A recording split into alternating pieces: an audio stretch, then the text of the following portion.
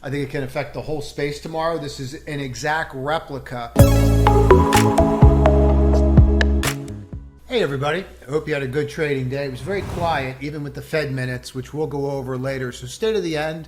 Got a lot of requests to keep going over the indexes and the 10-year, so we're going to keep on doing it. As always, your comments, I read every single one of them. And I respond to every single one. It just takes a little longer. So please make sure that you comment. It does help.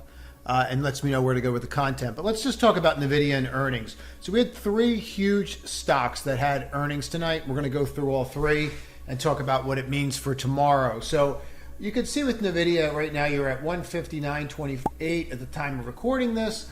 It got down to about 152 on the low end. Look, at the time of recording this, we have not had the conference call yet. They're going to have to explain a couple things, but let's just get into why it's trading lower. They reported better on some front, and then they seem to be guiding a little bit lower. So let's just kind of run through this. NVIDIA's first quarter grew at 46% year over year, 8.29, okay, which beat 8.12. So that's good. Company reported earnings of 136 a share, which beat 129 a share. Earnings were down 15% year over year, but included the after-tax impact, 52 cents related to the 1.35 billion ARM acquisition termination. So that's factored into this. So as people are going through this data, what I think is happening is they're starting to realize why they missed, and that might be why we're starting to see this trade up, but you're still down $10.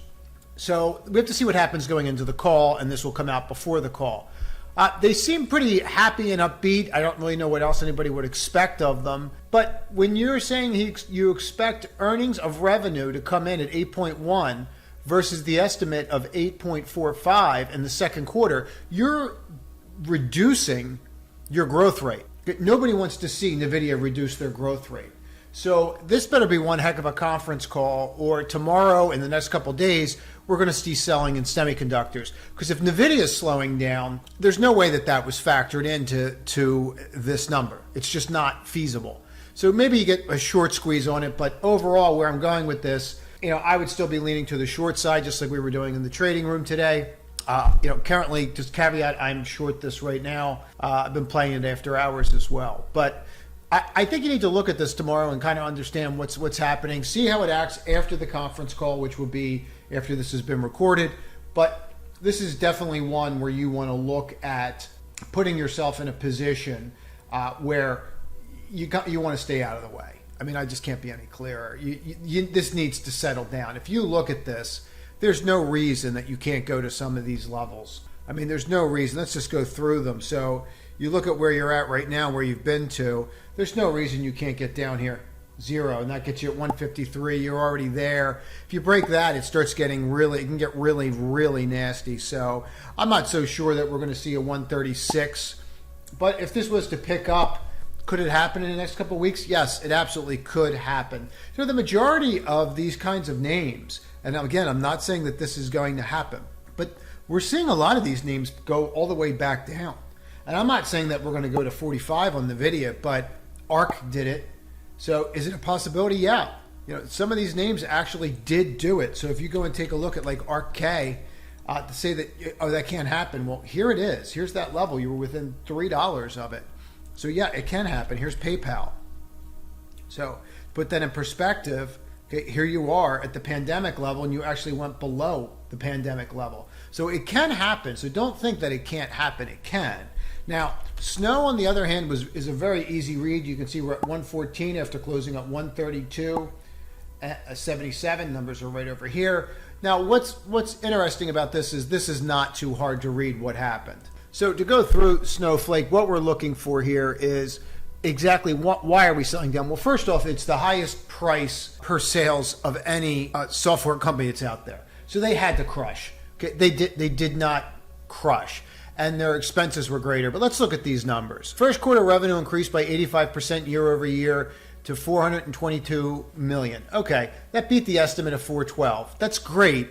That's not blowout numbers. That's good. The company reported quarterly loss of 53 cents per share, which may not compare to the estimate earning 1 cent a share. Snowflake said customer base grew. That's good. During the first quarter, product revenue grew. Everything seems to have grown. The issue that you're running into is that the expenses and the loss are not what people want to see from a software company right now. So where does that put us? That puts us in a position where you're seeing us bounce around and take out all-time lows. Look, there's nothing but air and 6 feet under for this thing. There's no other way to say it. You're taking out lows. Okay, this is not where you want to be. So I think that snow could affect cloud. I think it can affect the whole space tomorrow. This is an exact replica. If we go here and overlay it, you can see that snow is an exact replica for what's going on with cloud computing, the ETF. So if you don't want to just short snow and you're looking to get involved in what's going on, you can just short cloud as well, or any other names that are in the cloud space are going to come in on this. Now, there was some good news. Williams and Sonoma, and we saw this with Ralph Lauren. We saw this with Nordstrom's. And I think it's important for you to think like this. You're going to have to start doing more fundamental analysis than you've ever done. Okay, I'll say that again. You're going to have to start doing more fundamental analysis than you've ever done. I'm going to crack a joke. You're probably doing zero. But you're going to have to start connecting the dots, because the stock pickers are going to rule the world in about 3 months when all this clears out and shakes out. And the stock pickers are going to have fundamental requirements and criteria on how they're going to pick stocks, just like I do.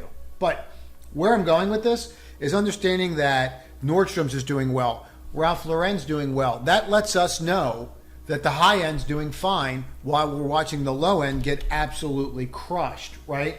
We're seeing the Walmarts of the world get absolutely crushed. We're seeing the Targets get crushed. Ross Stores getting crushed, right? Kohl's getting crushed, okay? Yes, they bounce, but they're down 30, 40%. So when we're seeing these names getting crushed and they're starting to bounce, well, that's not what's happening if you take a look at Nordstrom's. Nordstrom's went up on the news, right? Ralph Lauren rallied on their earnings. So when you're starting to see that, you can start connecting the dots. The next one that's going to come out, I'll throw this one at you, that's high end, is going to be Lulu. And that could do something very similar to what we're seeing right now. So taking that into account, let's just go through Williams and Sonoma because they crushed. Just to kind of walk through the key numbers. First quarter earnings per share were $3.50 versus $2.88. Okay, sales were $1.89 versus $1.81. They crushed on every single front. They reiterated fiscal 2022 and long-term guidance, which is exactly what you want to see. It's really hard to come out with anything negative about this. They beat their estimated earnings by over 21.5%, and revenue was up $142 million the same period of time. As far as just outright beats, this is doing it. High end, they have some money. They're buying stuff. So, I don't want to get super technical. That was kind of a joke. But this was your first level, 130.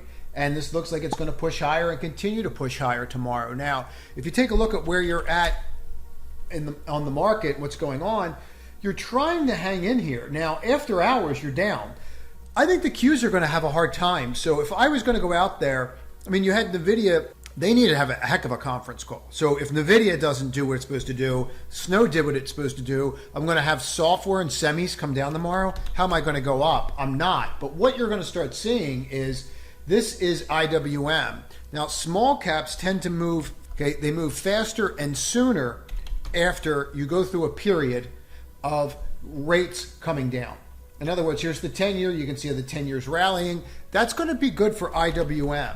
So we're going to see some IWM action going on in the future. Remember, IWM, if you come here and look at the peak in November 8th, and then you come here and look at the peak on the SPY, okay, and then look at the peak on the Q, okay, you can see these peaks and see that the very first one, the peak was IWM, okay?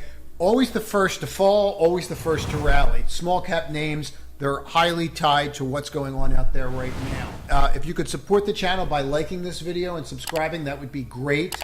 If you're interested in seeing what the trading room is like, just click this link above and it'll give you a preview. Everybody have a great night and trade to win tomorrow. It's going to be a fun one. GDP tomorrow. Remember, GDP, 8:30 a.m.